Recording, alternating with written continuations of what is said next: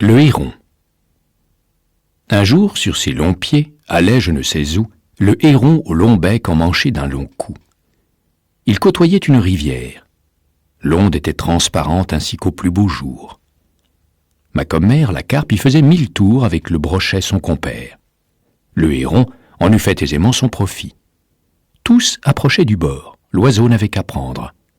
Mais il crut mieux faire d'attendre qu'il eût un peu plus d'appétit. Il vivait de régime et mangeait à ses heures.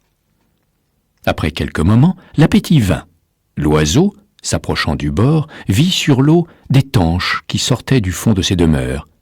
Le mets ne lui plut pas, il s'attendait à mieux, et montrait un goût dédaigneux comme le rat du bon Horace. « Moi, des tanches, dit-il, moi, héron, que je fasse une si pauvre chair, et pour qui me prend-on » La tanche rebutée, il trouva du goujon.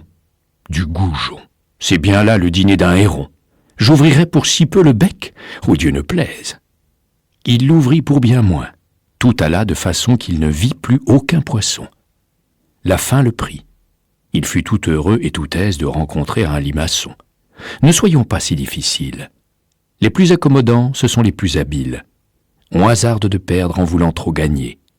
Gardez-vous de rien dédaigner, surtout quand vous avez à peu près votre compte.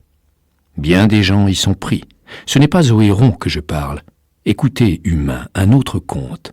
Vous verrez que chez vous j'ai puisé ces leçons.